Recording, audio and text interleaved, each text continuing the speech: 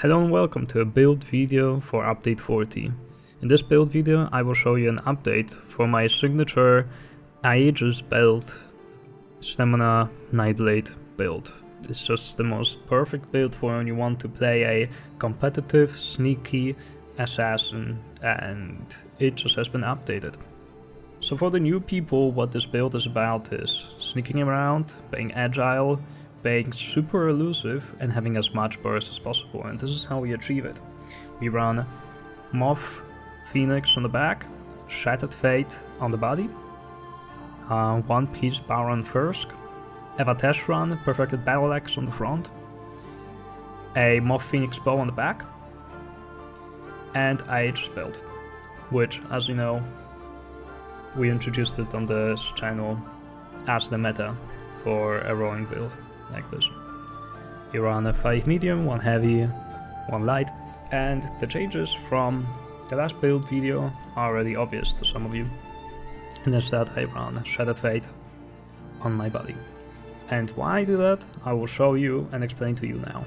And how I will explain to you is with a tool called ESO-STATS.pro. ESO-STATS.pro is an app/website for Theorycrafting. It shows you all the numbers you want to know for when you're trying to cook up a new build. And it's pretty much like my own ESO brain uploaded to a computer, which is scary. And I will use this tool today to show you guys why I use the things that I do.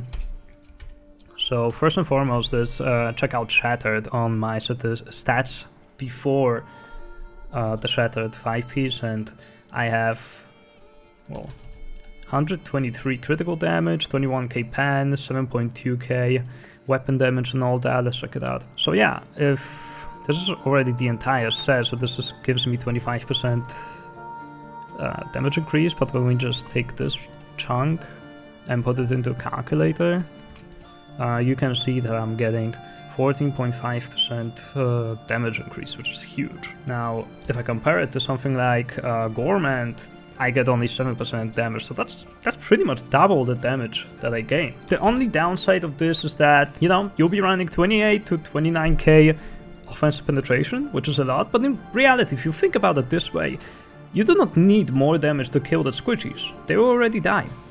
What you need the damage now for is killing the tanky targets, because those are difficult, sometimes impossible to kill.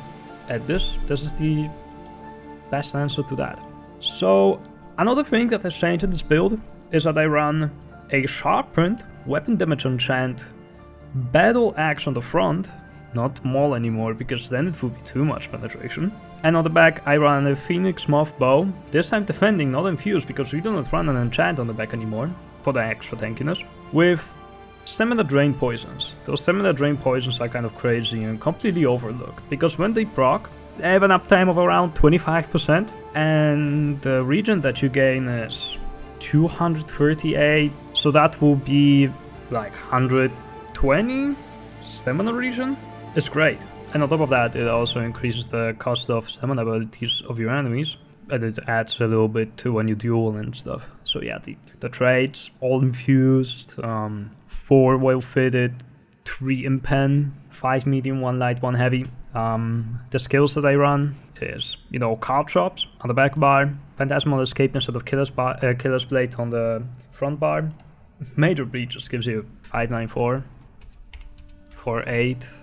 That's 11% damage increase for very high pen amount that I have. Still a hefty chunk of damage. Oh yeah, and because we lose Camo Hunter, I am running Ambush right now, because minor vulnerability is completely cracked.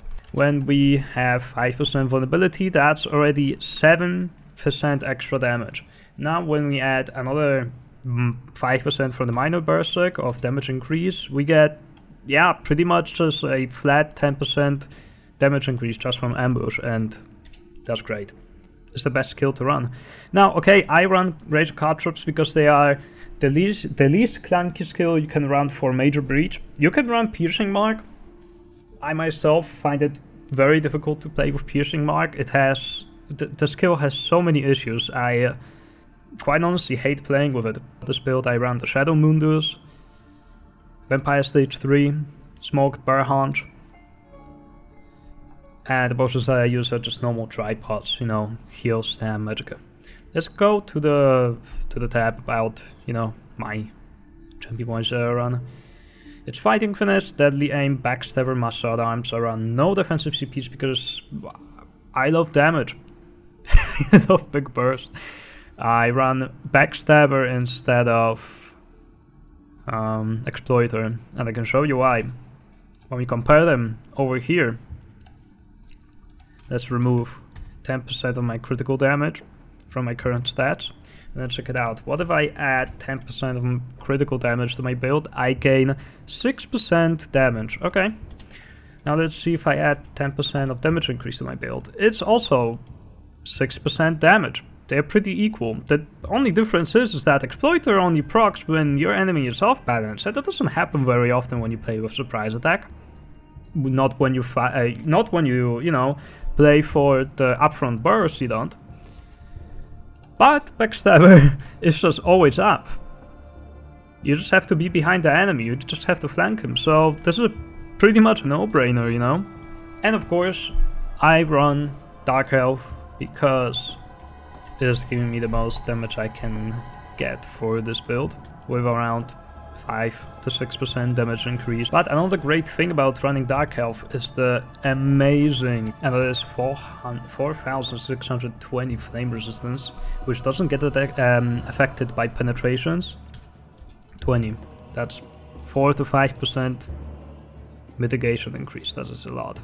Okay, but how do you play this build? Well, like any rollerblade, you know, you sneak, you shade, you roll, and you upfront burst everyone you see.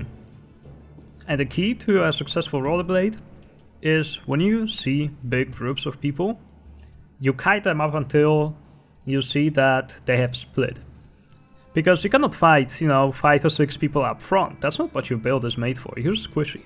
But what you can do is fight 2 people at once. So when you split them with your shade plays and with your cloak plays, and you see that 2 people are outside of the rest of the group, you can burst 1 or 2 of them, and then you know, keep on kiting. And you can see examples of this on my channel already. There's many videos that I have uploaded. But if you do not want to search for my channel, you have also some examples here right in front of you. So yeah, enjoy.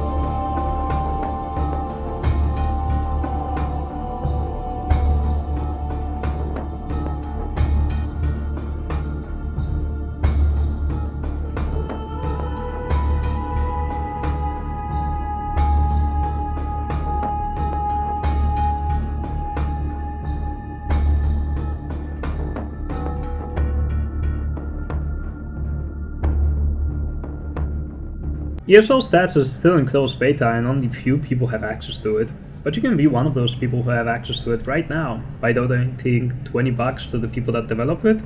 In the /beta access you will find the link to that donation. They will handle it, you will have to wait a couple of hours, but they will add you on the list. And basically after you donate you get access for the entire closed beta duration. And yeah, $20 can be quite hefty for some people, but in reality ESO-STATS is a community project which has huge development costs and huge hosting costs.